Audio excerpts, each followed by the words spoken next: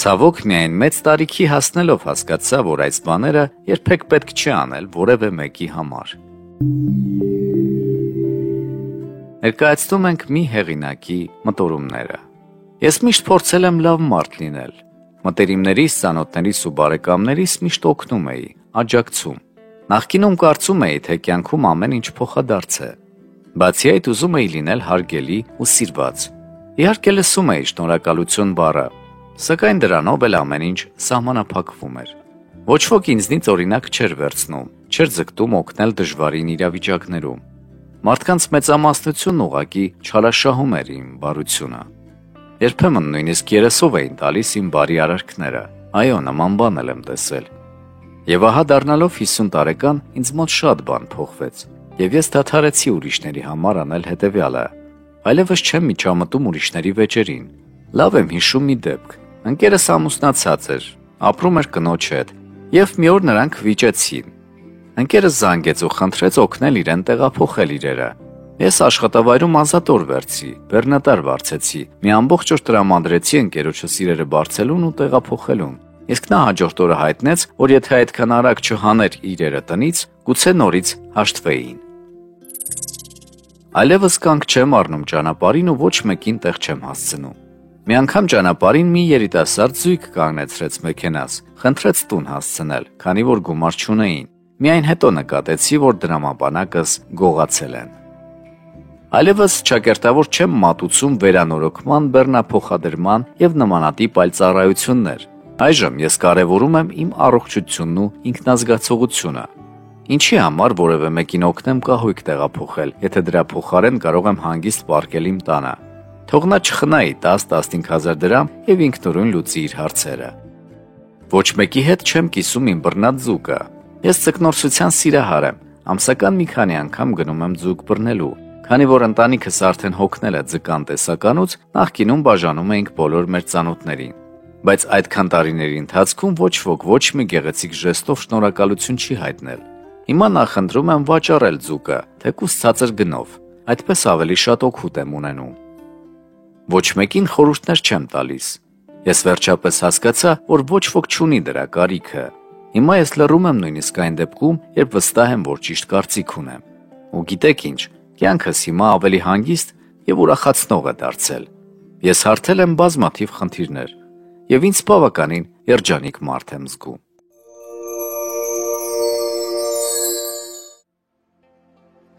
Ինչու չի կարելի դատարկ ձեռքով հյուր գնալ։ Պարզվում է կտրականապես չի կարելի ուրիշի տուն դատարկ ձեռքերով գնալ, եւ խոսքը տոների մասին չէ, երբ նվերն անբաժան մաս է։ Պետք է անպայման գոնե որևէ փոքր նվեր տանել, ինչու պատմել է Enter Train-կայքը։ Յուրաքանչյուրս կիսելու բան ունի, տվեք, ուրիշներին ուրախություն պարգևեք, նվերներ տարեք, թեկուզ փոքր, թեկուզ ոչ նյութական,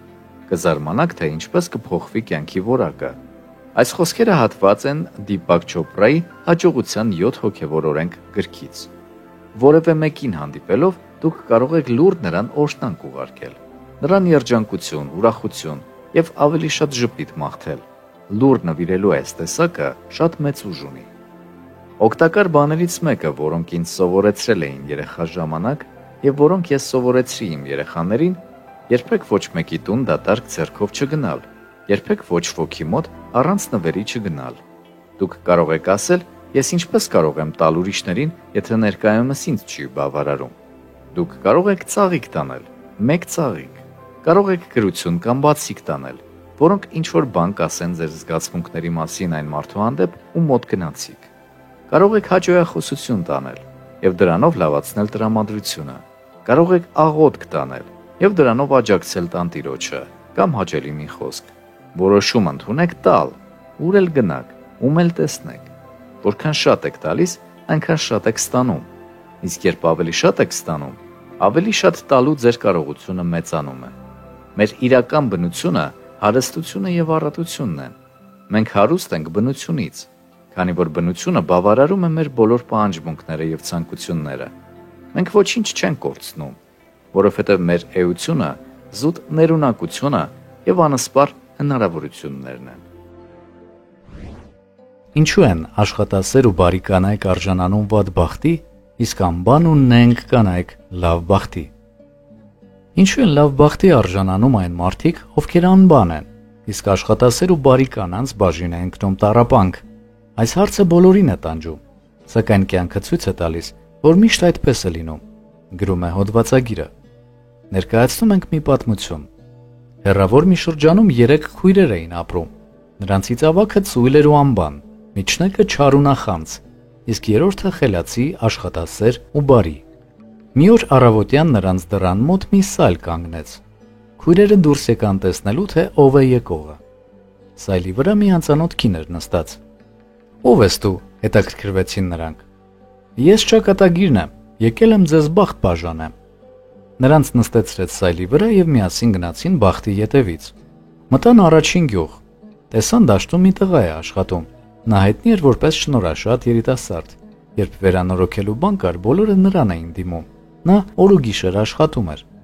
Ահա, սա քո բախտն է, ասաց կինը նայելով ավագ քրոջը։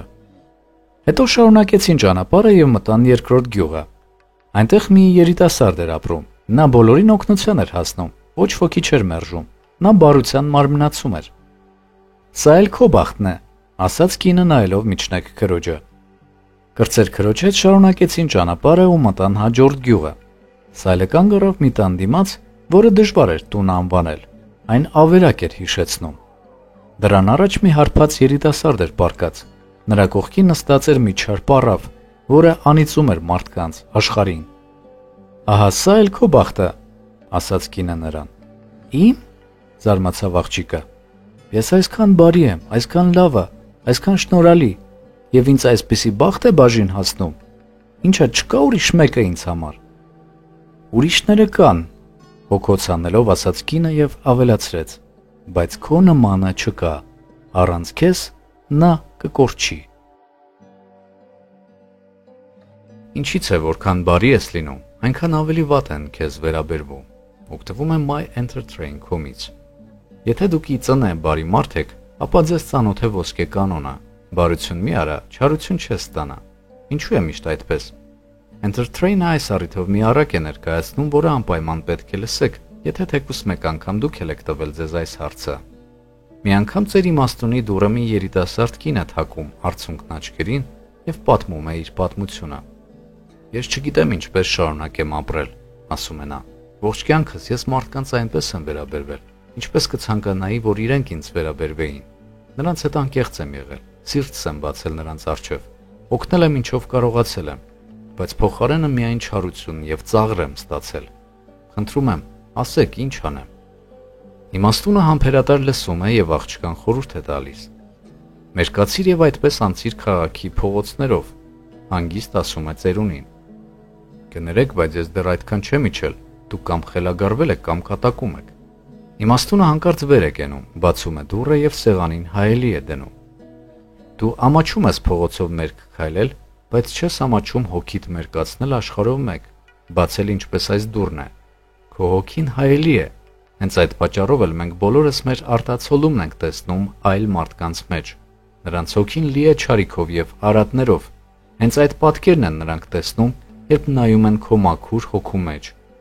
Նրանք այդքան կամք ու արիություն չունեն ընդունելու, որ դու իրենցից լավն ես եւ փոխվելու։ Ինչ անեմ, ինչպես փոխեմ այս իրավիճակը, եթե ինձանից ոչինչ կախված չէ, հարցնում է գեղեցկուհին։ Արի գնանք իրար հետ, ես քեզ մի բան ցույց կտամ։ Նայիր, սա իմ այգին է։ Ես տարիներ շարունակ խնամում եմ այս գեղեցիկ ծաղիկները։ Խոստովանեմ, որ երբեք չեմ տեսել, թե ինչպես են բացվում բողբոջները։ Ես միայն տեսնում եմ արդեն բացված ծաղիկները։ Աղջիկս, սովորիր բնությունից։ Նայիր այս հիասքանչ ծաղիկներին եւ արա վարվիր նրանց պես։ Բաց սիրտդ մարդկանց առջև զգուշորեն, որպեսզի ոչ ոք դա չնկատի։ Բաց սիրտդ միայն բարի մարդկանց առջև։ Հեռացիր նրանցից, ովքեր պոկում են թերթիկներդ, ոտքի տակ են գցում եւ տրորում են։ Քո մեջ նրանք միայն իրենց այլանդակ արտացոլումն են տեսնում։ Լավություն անելիս լավություն մի սպասիր։ Շփման 8 ոսկե կանոն։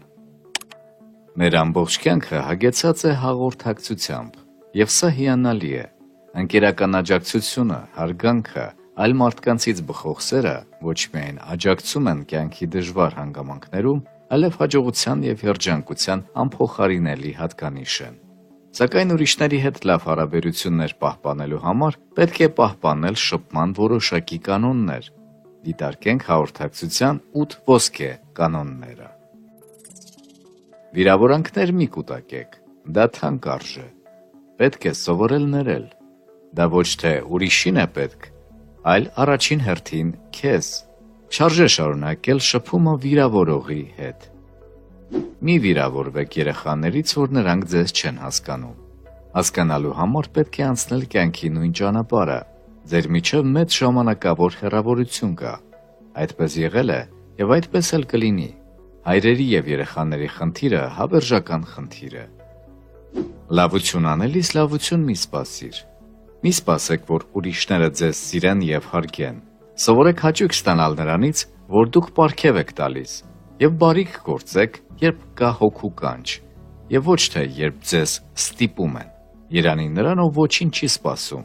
որովհետև երբեք չի հիասթափվի։ Մի քննադատիր։ Քննադատությունն անօգուտ է, քանի որ ստիպում է մարդուն պաշտպանվել և որպես կանոն փորձում է արդարանալ։ Քննադատությունը վտանգավոր է, քանի որ այն վնասում է սեփական անձի կարևորության զգացումը և վիրավորանք է առաջացնում, ասում էր Դել Քարնեգին։ Մի վիճեք, միևնույն է ոչ ոքի ոչինչ չեք ապացուցի, ամեն մեկն իր հետ է մնում։ Միևնույն է, մեկ ուրիշը քեզ չի հասկանա, քանի որ նա այլ կյանքի փորձ ունի։ Աշխարհում վեճում հաղթելու միայն մեկ ճանապարհ կա՝ խուսափել դրանից։ Դել Քարնեգի։ Ձեր անցյալը մի պարտադրեք ուրիշներին, եթե դա ձեզ չեն խնդրում։ Ցանկացած պարտադրված գործողություն, նույնիսկ սերը, ագրեսիա է։ Ուրիշի պահվածքը գնահատելիս աշխատեք հաշվի առնել իրավիճակն ու հանգամանքները։ Եսի մեր դրական կերպարը մեծապես պայմանավորված է նրանով, որ մենք կարող ենք ներել ինքներս մեզ ոչ պատշաճ վարքագիծը, նկատի ունենալով անբարենպաստ իրավիճակն ու հանգամանքները, բայց չենք ներում դիմացինին, կառուցելով նրա ամբողջական դիմանկարը, ելնելով կոնկրետ իրավիճակից և հանգամանքներից։ Գոյություն ունեն տարբեր գիտակցության և ինքնագիտակցության մակարդակներով տարբեր մարդիկ։ Մարդկանց միջև այս տեսակների տարբերությունները նույնն են, ինչ կենդանիների տարբեր տեսակների միջև՝ մրջուն, փիղ, կապիկ և այլն։ Բայց նույնիսկ նույն տեսակի մարդկանց մեջ կան անհատական տարբերություններ։ Ուստի չպետք է զարմանալ մտքերի, գործողությունների, շարժառիթների ու արժեքների տարբերության վրա։ Փորձեք ընդունել մարդկանց այնպիսին, ինչպիսին նրանք կան։ Նյութի տեքստը մեկնաբանության հատվածում։ Հաճելի օր ձեզ։ Բարությունը ուղեղ է պահանջում։ Բոլոր բարի մարդիկ խելացի են մնացած մարդկանցից։ Եթե կարծում եք, որ բարի նշանակում է միամիտ, սխալվում եք։ Փորձագետների կարծիքով բարությունը խելացիության հիմնական հատկանիշներից մեկն է։ Այսինքն բարի մարդիկ ամենախելացին են։ Նյարդաբան Ռիչարդ Դեվիդսոնն ասում է. առողջ ուղեղի հիմքը բարությունն է։ Նա բացատրում է, որ բարությունը ստիպում է մտածել ոչ միայն իր, այլև ուրիշների մասին։ Ի վերջո խելացիությունը սահմանվում է որպես գիտելիք և հմտություններ ձեռք բերելու և կիրառելու ունակություն։ Այսինքն խելացի լինելը չի նշանակում պարզապես հիշել պատահական փաստեր, այլ առօրյա կյանքում քո գիտելիքների համար կիրառում գտնել։ Եսասիրության, զայրույթի և ուրիշների հանդեպ արհամարհանքի համար շատ բան պետք չէ, անել ամեն ինչ առանց ուրիշների մասին մտածելու, նույնիսկ մանրեներն ու վիրուսները, որոնք ուղեղ չունեն, դա անում են։ Դրանք բազմապատկվում են, երբ ցանկանում են, նույնիսկ եթե դա սպանում է նրանց կրիչին։ Լավ մարդիկ հաճախ բարի գործեր են կատարում անձնական զոհողությունների հաշվին։ Նրանք ծախսում են իրեն ժամանակը, փողը և ռեսուրսները, ուրիշներին տալով այդ ամենը։ Նրանք ի վիճակի են մտածելու և գիտակցելու, որ բարի գործերը կատարելագործում են ամբողջ աշխարհը և ոչ միայն իրենց փոքրիկ աշխարհը։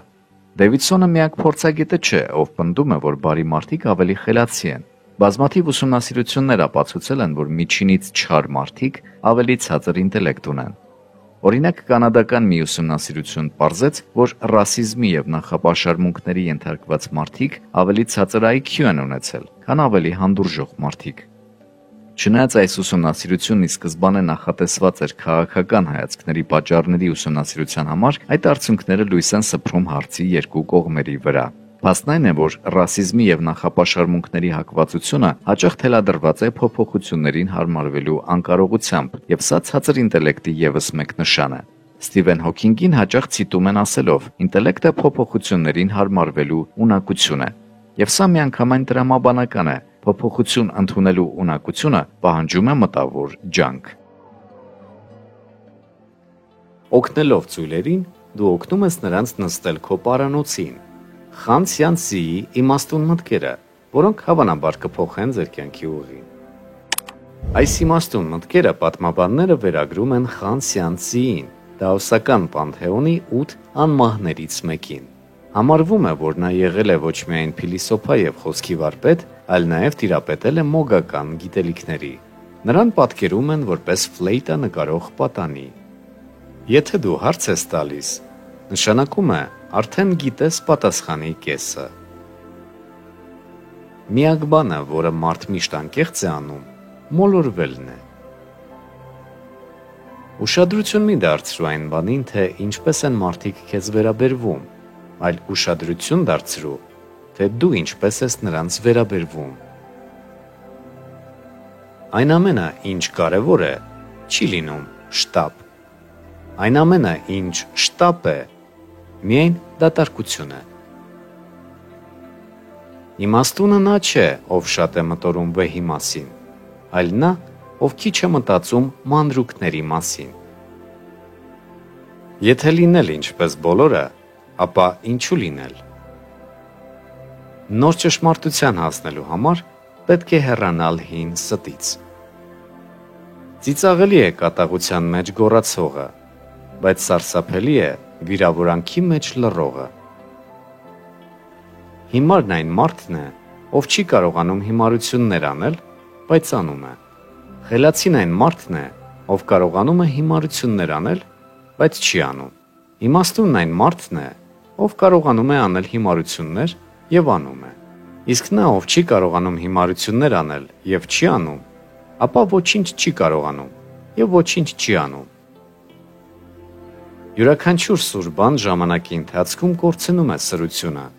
եւ միայն բթությունն է դառնում ավելի բութ։ Եթե կյանքից դժգոհ է ուժեղ մարդը, ապա նա պահանջ է ներկայացնում ինքն իրեն, իսկ եթե դժգոհ է թույլը, ապա պահանջ է ներկայացնում մարդկանց։ Ծաղիկը գեղեցիկ է, քանի դեռ ձեռք չեն տվել։ Օգնելով ծույլերին, դու օգնում ես նրանց նստել քո պարանոցին։ Ցանկանում ես լինել ինչպես բոլորը, կլինես ոչ մեկը։ Ցանկանում ես կարգ ու կանոն հաստատել ամբողջ աշխարհում, սկզբում հավաքիր քո տունը։ Եթե մտածում ես ինչպես բոլորը, արդեն սխալվում ես։ Բոլորը տարբեր ձևով են մտածում։ Կառավարչի իմաստնությունը պետք է գնահատել ըստ այն կործանիչ սխալների, որոնք նա կարողացել է թույլ չտալ։ Եթե մտածում ես բոլորի համար, սխալվում ես, յուրաքանչյուրն իր հոգսն ունի։ Չներելով սխալը, դու ինքդ ես սխալ թույլ տալիս։ Բարությունն անպաշտպան է եւ դրա համար գոյություն ունի։ Ներելով ստորությունը, դու օգնում ես նորը կատարել։ Ես որոշեցի օգնել բազմազավակ անապահով ընտանիքին, բայց չեմ կարողանում զսպել զայրույթս, ներկայացնում ենք իրական պատմություն։ Ես եւ ընկերուհիներս որոշեցինք օգնել մեր քաղաքում բնակվող անապահով բազմազավակ ընտանիքին։ Նրանց մասին խոսում էին լուրերի ընթացքում, խնդրում էին օգնել ով ինչով կարող է։ Մենք ընկերուհիներով սկսեցինք նրանց համար օգնություն հավաքել։ Նրանք սպասում էին իրենց 9-րդ բալիկին։ Մենք ջանք չխնայեցինք, հավաքեցինք հագուստ, դիմեցինք մի շարք ընկերությունների, որոնք սննդամթերք տրամադրեցին։ Ես հայտարարություն տվեցի համացանցում եւ շատ արձագանքողներ եղան։ Այնքան մթերք, հագուստ, տնային պարագաներ, նորածնին անհրաժեշտ պարագա հավաքվեց, որ մենք ստիպված եղանք փոքր բեռնատար վարձել։ Կիրակի առավոտյան բեռնատար մեքենան իմ մեքենայի ուղեկցությամբ կանգնեց նրանց տան առջև։ Մեզ թվում էր, որ այդ ընտանիքում շատ կուրախանան օգնություն ստանալու համար։ Տան դուռը բացեց ընտանիքի մայրը։ Ես նախորոք զանգահարել էի նրան եւ ասել էի, որ ցանկանում ենք օգնել իրենց ընտանիքին, սակայն չէի ասել, թե ինչ օգնություն ենք տանում։ «Դե ինչ եկաք», հարցրեց նա, «վերեցիք»։ Ես անկեղծ ասած զարմացա նրա ընդունելությունից։ Մտածում էի, որ հիմա նա կհուզվի։ Հետո մտածեցի, որ երևի նրան դժվարություններն են այդքան կոպիտ դարձրել։ «Իհարկե վերեցինք, չէ՞ որ խոստացել էինք», ասացի ես, ու այդ ընթացքում ընկերուհիները սկսեցին մեքենայից ցած իջեցնել բերված ապրանքը։ Այդ պահին կինն աչքերը խոժոռեց ու ասաց. «Ինչ է սա, այս ինչ եք բերել»։ «Ձեզ համար հագուստ, մթերք, տան պարագաներ, նոր ծնվող բալիկի համար անհրաժեշտ պարագաներ, մանկական սայլակ եւ այլն»։ «Այս ինչեր են, բոլորն օգտագործված են, հնոտիկ եք բերել, ձևացնում եք իբր օգնում եք մարդկանց, երևի նոր իրերը ձեզ եք վերցրել, օգտագործված իրերը մեզ եք բերել»։ «Ինչ եք ասում, նոր իրեր էլ կան, այստեղ հնամաշ իրեր չկան»։ Եվ հետո ես կարծում եի, որ դուք գումար կհավաքեք մեզ համար, այս ամենը ես էլ կարող եմ գնել, ինձ փող բերեք, եթե ցանկանում եք օգնել։ Ես ապշած նայում էի նրան, նրա տանից ահավոր վատ հոտ էր գալիս։ Երևի այդ տան մաքրությամբ վերջին անգամ անհիշելի ժամանակներում էին զբաղվել։ Երեխաները ահավոր վիճակում էին, կեղտոտ, պատառոտված հագուստով։ Ես խղճացի նրանց, որ այդպիսի մայր ունեին, որը գերադասում էր փող վերցնել, սակայն չէր ուզում երեխաների համար անհրաժեշտ մթերք ու հագուստ ընդունել։ Խղճացի դեռ չծնված բալիկին, որ պիտի ապրեր այդպիսի պայմաններում։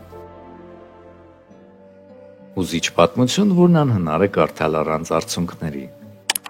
Վաճառողը կանգնած էր խանութի վաճառասեղանի մոտ եւ ցրված նայում էր դեպի փողոց։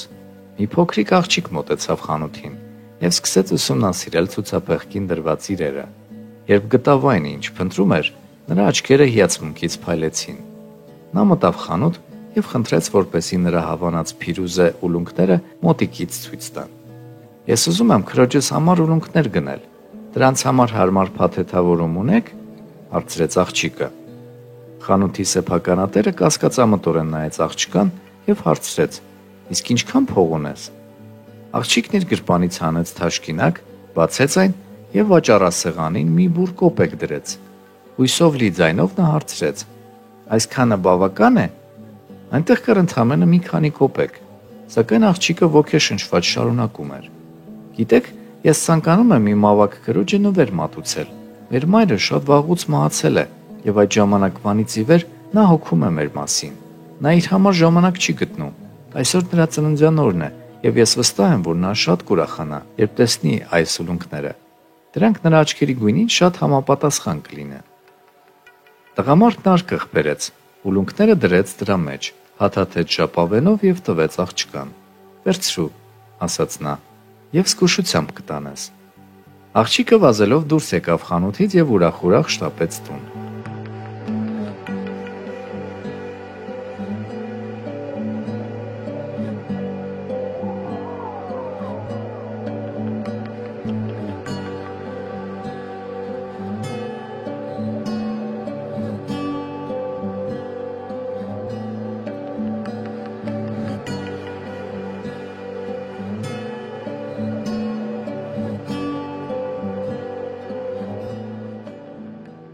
Աշխատանքային օրվա վերջում այս նույն խանութ մտավ մի երիտասարդ գեղեցիկ կին։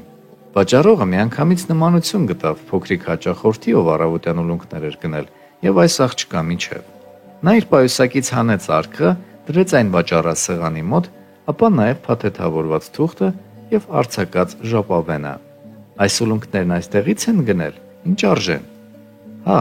բացականչեց սեփականատերը, «Իմ խանութում գինը որոշվում է իմ եւ հաճախորդի պայմանավորվածությամբ»։ Աղջիկը հայտարարեց. «Բայց իմ քույրն ընդամենը մի քանի կոպեկ ուներ։ Ուլունքներն իսկապես փիրուզե են, այդպես չէ։ Նրանք պետք է որ շատ թանկ լինեն։ Մենք չենք կարող մեզ այդպիսի շռայլություն թույլ տալ»։ Տղամարդը մոտեցավ վաճառասեղանին, վերցրեց ուլունքները, ամենայն նրբությամբ եւ ջերմությամբ կրկին փաթեթավորեց, տվեց աղջկան եւ ասաց. «Նա ամենաբարձր գինն է վճարել, ավելին, քան որևէ մեծահասակ կարող էր վճարել։ Նա իր ամբողջ ունեցածն է տվել»։ Փոքրիկ խանութում լռություն տիրեց եւ աղջկա աչքերից երկու կաթիլ արցունք թափվեց։ Նա դողացող ձեռքերով բռնել էր փոքրիկ արկղը։